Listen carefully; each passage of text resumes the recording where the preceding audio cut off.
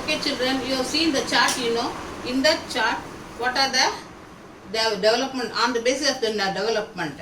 Next, we have to see on the basis of the origin, abiotic, biotic, and then renewable. Then, on the basis of the distribution resources can be ubiquitous and are localized. Before that, I wish to say about renewable and non-renewable resources here. Renewable resources are those which get renewed or replenished quickly. Some of these are unlimited and are not affected by human activities such as solar and wind energy. Yet careless use of certain renewable resources like water, soil and forests can affect their stock. Water seems to be an unlimited renewable resources. That means it can be renewed again and again. But shortage and drying up of natural water source is a major problem in many parts of the world today. Naturally, we used to face this kind of problem during the time of the summer water shortage. Now, what is the glossary here? Stock resources. It is the amount of the resources available for use. Then, non-renewable resources are those which have a limited stocks. One of the stocks are exhausted, it may take thousands of years to be renewed or replenished. Since this period is much more than human lifespan, such resources are considered non-renewable. Coal, petroleum and natural gas are some examples. If once we have used, it is exhausted. We are not able to reproduce again. Then on the basis of the distribution, resources can be ubiquitous or localized. Resources that are found everywhere like the air we breathe are ubiquitous. But those which are found only in certain places are localized like copper and iron ore. The distribution of natural resources depends upon a number of physical factors like terrain, climate and altitude. The distribution of resources is unequal because these factors differ so much over.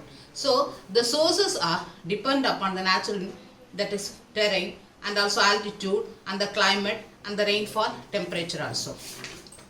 Next we have to see human made resource. What we mean by human made resource? Sometimes natural substance became resources only when their original form has been changed. Iron ore was not a resource until people learned to extract from iron from it. People use natural resources to make building, bridges, roads, machinery and vehicles, which are known as human made resources because this was made by man, human being only. Technology is also a human made resources. So people use natural resources to make human made resources. So it is a conversation again. Then human resources. Human resource, see here in the box column, refers to the number and the abilities, mental and physical of the people, though there are differing views regarding treatment of human as resource. One cannot deny the fact that it is a skill of human that help in transferring the physical material into valuable resources. Then human resource. Human resource is considered as a very important resources. People can make the best use of nature to create more resources when they have the knowledge, skill and the technology to do so. That's why human beings are a special resource. People are human resources. Education help in making people a valuable resource. Improving the quality of people's skill so that they are able to create more resources is known as human. Again, the three, first one is natural resources, human made resources, the human resource. Here this is they have given one figure that crops ruin due to drought. Can I find a solution? That is it. So the three are interrelated, interlinked.